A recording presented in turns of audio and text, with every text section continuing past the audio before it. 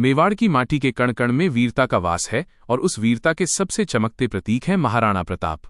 उनके जीवन की ये कहानी केवल एक राजा के संघर्ष की नहीं, बल्कि उस अटूट स्वाभिमान की है जिसने दिल्ली के तख्त को हिला दिया था। हल्दी घाटी का महासमर, स्वाभिमान की अमर गाथा। ये कहानी उस समय की है जब पूरा भारत मुगल सम्राट अकबर के अधीन होता जा रहा था।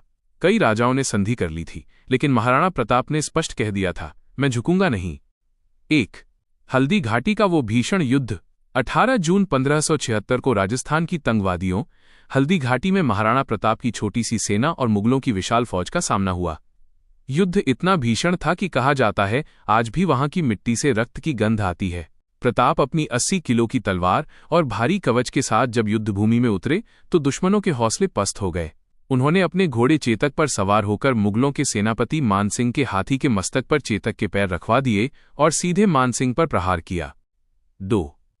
स्वामी भक्त चेतक का बलिदान। युद्ध के दौरान चेतक का एक पैर गंभीर रूप से घायल हो गया था।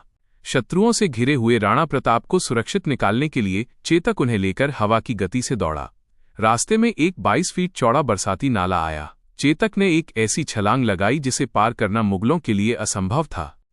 नाला पार करते ही चेतक ने अपने प्राण त्याग दिए। महाराणा प्रताप, जो कभी किसी के सामने नहीं झुके, अपने प्रिय साथी के लिए बच्चों की तरह रो पड़े। आज भी हल्दी घाटी में चेतक की समाधि बनी हुई है। 3. घास की रोटी और घोर संघर्ष। हल्दी घाटी के बाद का समय और भी कठिन था। महाराणा प्रताप ने महलों का सुख त्याग दिया और अरावली के जंगलों में शरण ली। उन्होंने प्रतिज्ञा की, जब तक मेवाड़ आजाद नहीं होगा मैं सोने चांदी की थालियों में नहीं खाऊंगा और न ही कोमल शैया पर सोऊंगा। एक बार की बात है जब उनके बच्चों को कई दिनों से भोजन नहीं मिला था। घास की बनी रोटियां भी एक जंगली बिल्ली छीन कर ले गईं। बच्चों की भूख देखकर प्रताप का हृदय कांप उठा, लेकिन उन्होंने हार नहीं मानी। अपनी दृढ़ इच्छा शक्ति के बल पर उन्होंने फिर से सेना जुटाई और दिवेर के युद्ध में मुगलों को हराकर मेवाड़ का बड़ा हिस्सा वापस जीत लिया। 4. अकबर की आंखों में आंसू।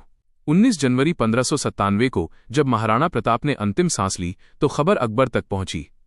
इतिहास कहता है कि प्रताप की मृत्यु पर अकबर भी रो पड़ा था। वो जानता था कि उसने एक ऐसा शत्रु खो दिया है जो कभी बिका नहीं, कभी डरा नहीं और जो अपने सिद्धांतों के लिए अंत तक लड़ा। महाराणा प्रताप से मिलने वाली सीख। अटूट संकल्प। परिस्थितियां चाहे कितनी भी विपरीत हों, अपने लक्ष्य से पीछे नहीं हटना चाहिए। स्वाभिमान। सुख सुविधाओं के लिए अपनी स्वतंत्रता और स्वाभिमान का सौदा कभी न करें। पशु प्रेम। चेतक की कहानी हमें सिखाती है कि प्रेम और वफादारी केवल इंसानों तक सीमित नहीं होती। प्रेरक विचार।